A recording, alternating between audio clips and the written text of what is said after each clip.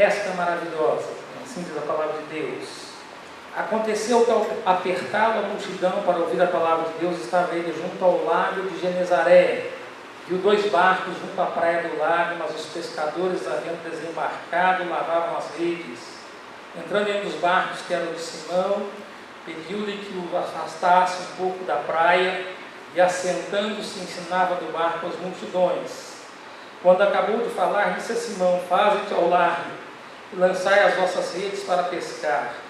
Respondeu-lhe Simão: mestre, havendo trabalhado toda a noite, nada apanhamos, mas sob a tua palavra lançarei as redes. Isto fazendo, apanharam grande quantidade de peixes e rompiam-se as redes. Então fizeram sinais aos companheiros do outro barco para que fossem ajudá-los, e foram e encheram ambos os barcos a ponto de quase irem a pique. Vendo isto, Simão Pedro prostrou-se aos pés de Jesus, dizendo: Senhor, retira-te de mim, porque sou pecador. Pois à vista dessa pesca que fizeram, a admiração se apoderou dele e de todos os seus companheiros, bem como de Tiago e João, filhos de Zebedeu, que eram seus sócios. Disse Jesus a Simão: não temas, doravante serás pescador de homens. E arrastando eles os barcos sobre a praia, deixando tudo, o seguir. Em agosto de 1987, eu estava no primeiro ano do seminário presbiteriano em Campinas. Alguns seminaristas fizeram uma bagunça no seminário, picharam as paredes do seminário, escreveram algumas coisas ofensivas à direção do seminário. E todos nós ficamos 15 dias suspensos das aulas. Eu viajei para a casa dos meus pais, era em Campo Grande. Meu pai estava comandando uma fazenda do exército, onde passa o rio Miranda, que é um dos melhores rios de peixe lá no Mato Grosso do Sul. Eu não tinha ido ainda nessa fazenda e fui passar uns dias com meu pai lá nessa fazenda. E um dia, meu pai chamou um soldado, jogou a rede lá no rio, e na primeira jogada pegamos 49 corumbas, né? 1 quilo mais ou menos, né? E o soldado jogou, falou: vamos jogar de novo. Meu pai falou assim: acabou a pescaria, não tem freezer suficiente para guardar todos esses peixes. Deu alguns ali para algumas pessoas usarem de isca, deixou outros lá para usar de isca para pegar pintado, pacu, pegar peixes maiores. 41 corumbas limpas pesaram 42 quilos, uma quantidade grande de peixe. Foi a maior pescaria que eu já fiz na minha vida, né? Gostaria de ter pego peixes bem maiores, né? Mas foi uma quantidade bem grande de peixes. Isso nos lembra desse cenário que nós estamos diante dele, o cenário da grande pesca. Passa o outro quadro, por favor. Obrigado. O apóstolo Pedro estava pescando uma noite inteira e encontrou pela manhã com Jesus. Esse relato que nós lemos na palavra de Deus pode ser descrito nas 7 cenas que estão aí no nosso PowerPoint. E a primeira cena é essa: o barco se afasta e Jesus ensina o reino de Deus. Eles haviam pescado a noite inteira, chegaram de manhã na praia, ali estava Jesus. Jesus, sem pedir licença, entrou no barco de Pedro. Falou para ele: afaste um pouquinho mais para dentro o barco, que a multidão comprimia Jesus para dentro da praia. Então Jesus subiu no barco, assentou-se no barco, e dali do barco ensinava a multidão.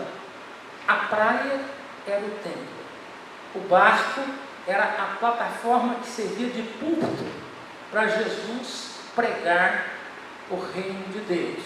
Jesus anunciou a palavra de Deus ali. Pedro e os demais companheiros dele estavam muito cansados, mas Pedro estava devendo uma para Jesus.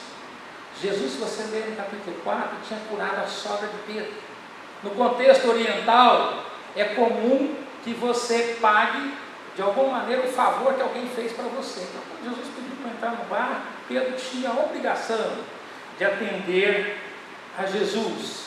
Naquele tempo, os rabinos se assentavam para ensinar os seus discípulos. E ali está Jesus como um rabino, assentado dentro do barco e ensinando acerca do reino de Deus para as pessoas que estavam ali. Jesus terminou de assentar-se, de ensinar por aquele tempo as pessoas que estavam ali, e nós passamos para a segunda cena. Jesus chama Pedro e fala: vamos pescar, vamos para águas profundas para pescar peixes. Jesus dá uma ordem aparentemente absurda para aqueles pescadores. Eram pescadores profissionais, conheciam o mar da Galileia, conheciam o lago de Genezaré, estavam pescando há anos. De repente, um rabino, filho de um carpinteiro, que entende muito de leis, que entende muito da palavra de Deus, mas não tem nenhuma experiência com pescaria, dá uma ordem destas para os pescadores profissionais. Então nós vamos para a terceira cena. Pedro fala com uma certa arrogância com Jesus. Ele diz: Senhor, nós pescamos a noite inteira, mas sobre a tua palavra nós vamos lançar as redes. Podemos imaginar Pedro dizendo assim: ouça, mestre, olha, nós conhecemos esse lado, nós sabemos aonde é que estão os cardumes, sabemos que é à noite, o melhor horário para pescar não é de dia. Durante o dia, os peixes eles vão para embaixo da pedra, eles vão para algumas corredeiras, aonde desemboca os lagos, não se consegue pescar de dia. Nós somos burros, passamos a noite inteira. Além disso, eu fiquei aqui um bom tempo acordado, esperando o senhor me ensinar, e o senhor agora dá essa ordem. Mas vamos lá, senhor, o senhor pediu, nós vamos ver se o senhor entende mesmo de pesca. E Pedro e os demais companheiros seguem no barco, obedecendo a palavra de Jesus. E nós temos a quarta cena, uma pescaria maravilhosa, uma grande pescaria. Eles lançaram as redes se encheram de tal maneira que precisou pedir um outro barco para vir, e os dois barcos ficaram abarrotados de peixe, ficaram cheios de peixe, e eles ficaram tremendamente admirados. Como é que aquele rabino, aquele filho de um carpinteiro, sabe aonde tem tanto peixe? Eles ficaram maravilhados com o poder, com o conhecimento, com a autoridade de Jesus. Se ele sabe onde tem tanto peixe, então ele pode nos ensinar a ficar mais ricos do que Zebedeu, o pai de Tiago e João, que era dono de uma empresa de pesca. Mas parece que Jesus não está interessado em riqueza, Jesus não está interessado em coisas materiais. Nós vamos para a quinta cena. Eles voltam para a praia, e quando chega lá na praia, Pedro se ajoelha diante de Jesus. E Pedro diz: Senhor, retira-te de mim, porque sou pecador. Pedro fala agora não com arrogância, mas fala com arrependimento. Parece que Pedro está lembrando de uma cena lá do Antigo Testamento. No ano da morte do rei Uzias, Isaías saiu correndo para o templo, para a casa de Deus. Quando ele entrou no templo, o templo tremeu, o templo encheu-se de fumaça. Ele viu o Senhor sentado no trono, ele viu serafins, anjos de fogo, em forma de fogo, que voavam ao redor do trono de Deus, e que cantavam: Santo, Santo, Santo é o Senhor dos exércitos. E quando Isaías teve aquela visão, ele gritou: ai de mim, Senhor, porque eu sou um homem de lábios impuros, e eu habito no meio de um povo de lábios impuros. Pedro descobriu uma coisa maravilhosa. Ele estava diante do Messias, o Messias esperado, o Messias que eles criam que vinha para estabelecer o seu reino, aquela pescaria, ela transformou a visão e o coração de Pedro.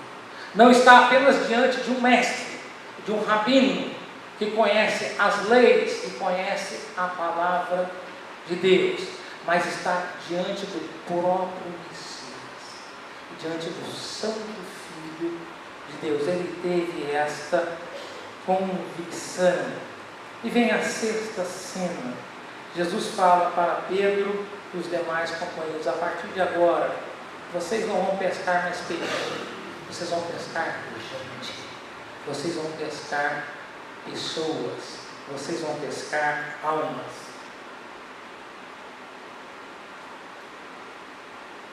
Então eles arrastaram o barco para a beira da praia, tiraram os peixes, distribuíram para as pessoas que iam vender os peixes, e diz a palavra de Deus que eles seguiram a Jesus. Uma mudança tremenda, uma mudança extraordinária se operou no coração de Pedro e dos seus companheiros a partir daquele grande milagre que Jesus fez. Mas qual foi, de fato, o grande milagre que Jesus fez? A gente pensa assim: 2 barcos abarrotados de peixe. O sonho de um pescador era todas as noites poder trazer o seu barco cheio de peixes, para poder pagar as contas, para poder vender os peixes, ter um alto faturamento e ter uma vida folgada e uma vida tranquila. Mas o grande milagre que aconteceu não foi pescar peixes. O grande milagre que aconteceu foi na alma e no coração daqueles pescadores. Jesus é o grande pescador de peixes. E nós aprendemos algumas lições que queremos destacar acerca da pessoa de Jesus. E a primeira lição que nós queremos destacar é a prioridade de Jesus. Podemos imaginar Jesus perguntando para Pedro: Pedro, o que você mais deseja? Antes daquela pescaria, ele ia dizer: fazer uma grande pescaria, fazer a pescaria dos meus sonhos, fazer a pescaria da minha vida. Quem é pescador sabe, tem muitas histórias interessantes, curiosas e algumas até exageradas e mentirosas de pescaria, né? E nós gostamos de contar muitas dessas histórias. Mas esta foi uma história não só de pescaria de peixe, mas uma história que transformou a vida e o coração de Pedro, porque ele aprendeu que a prioridade do filho do carpinteiro, a prioridade daquele mestre, não era ganhar dinheiro, não era ficar rico. Ele podia ensinar os pescadores aonde tinha muito peixe, aonde eles podiam ter muita prosperidade. Mas Jesus não estava interessado em riqueza, Jesus não estava interessado em prosperidade material, Jesus estava interessado nas almas, na vida das pessoas. E é isso que começou a revolucionar o coração do apóstolo Pedro. Jesus estava ensinando a mensagem do reino de Deus. Ao longo da história, a igreja muitas vezes se viu com o problema da riqueza e da pobreza. Na Idade Média, a igreja pregava que para você ser muito abençoado, ser bem sucedido, você tinha que ser pobre, fazer voto de pobreza. Bem-aventurados vós, os pobres, bem-aventurados os humildes de espírito, porque deles é o reino dos céus. Então a igreja ensinou: faça voto de pobreza, doe tudo que você tem e você vai ser feliz. E o que acontecia? As pessoas fizeram voto de pobreza, as igrejas construíram catedrais luxuosas, os religiosos tinham uma vida suntuosa, em contraste com aqueles que doaram a sua riqueza. A história foi passando e hoje nós vivemos na época da prosperidade, na época que muitas igrejas pregam: olha, traga a sua oferta e você vai ficar rico, mas seja generoso na igreja e tudo vai bem nos seus negócios, na sua propriedade, em tudo que você colocar a mão, vai tudo bem e você não vai ter problemas.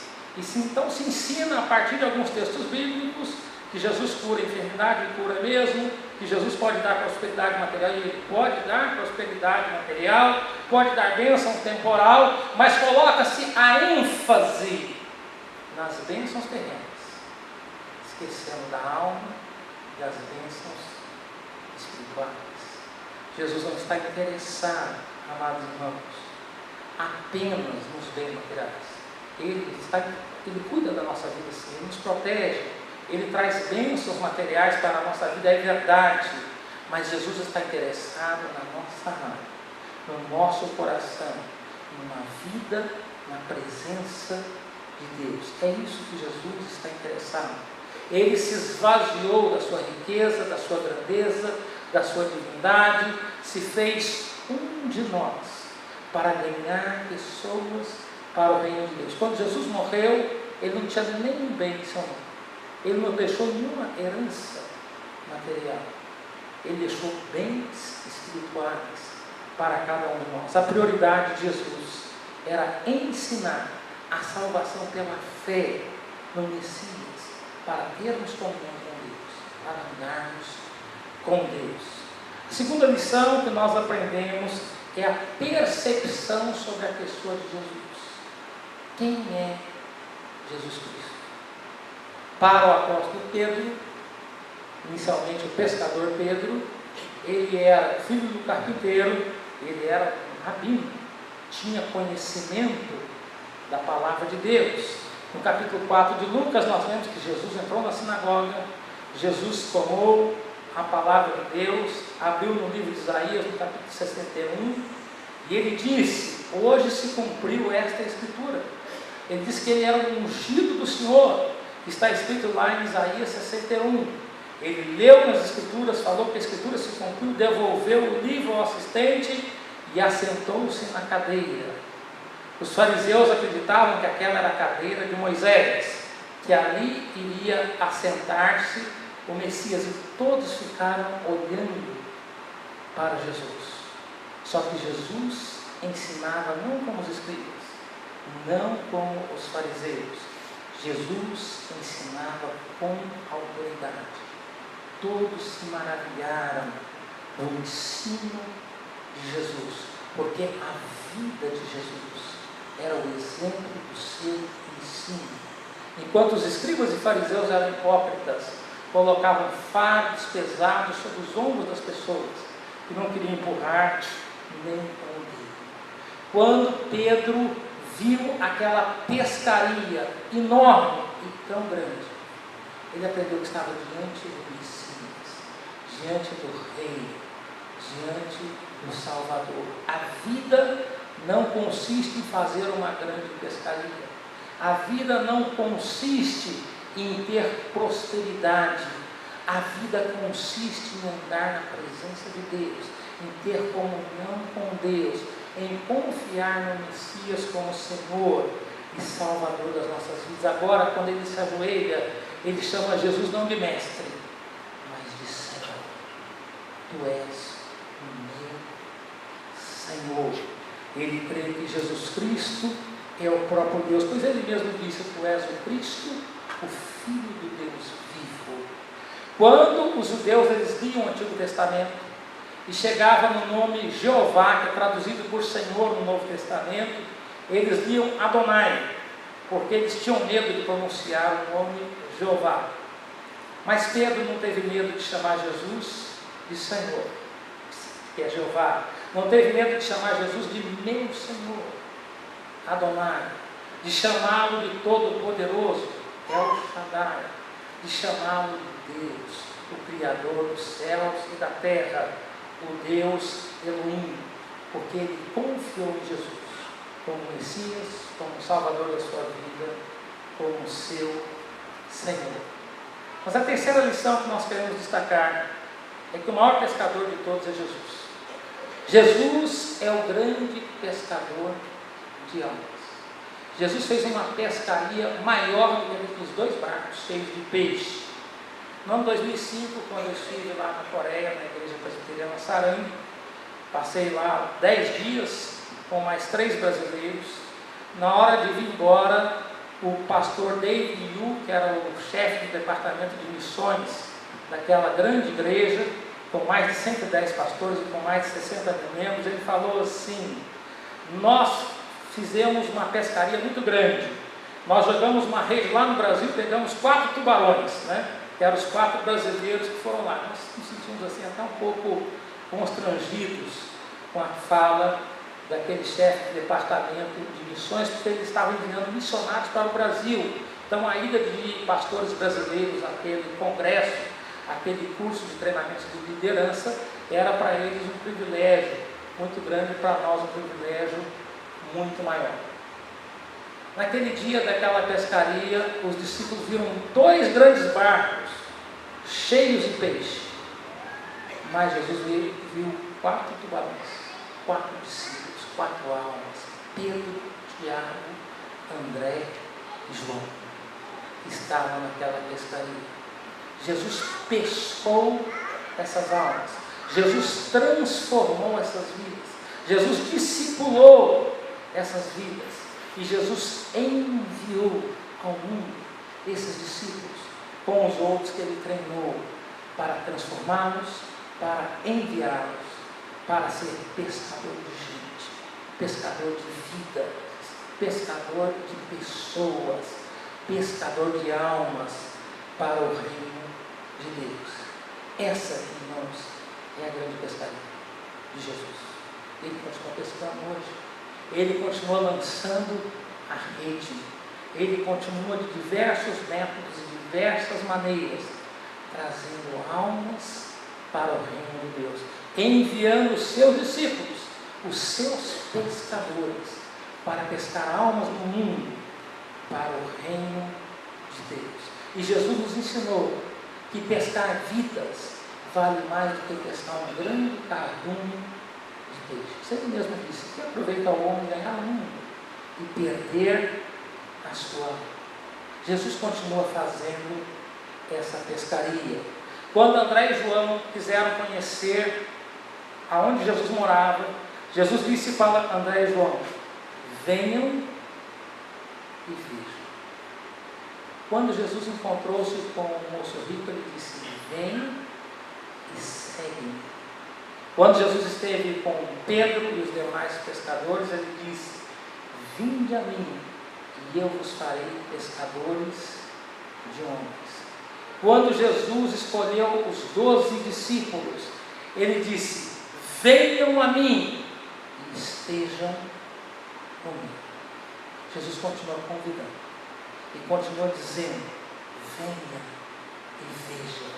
e veja Jesus como Salvador da sua vida. Jesus diz: venha e siga-me, e veja Jesus como Senhor da sua vida, como Senhor do seu coração, como Senhor da sua alma. Jesus diz: venha e esteja comigo, e Ele convida a comunhão com Ele, para o termos como maior amigo da nossa vida, maior amigo da nossa alma. Que nesta noite, muitos que estão aqui possam dizer: sim, eu quero ver a Jesus como meu Salvador. Sim, eu quero seguir a Jesus como meu Senhor. Sim, eu quero que Jesus seja o maior amigo da minha vida, o maior amigo da minha alma. Que Deus nos abençoe. Amém.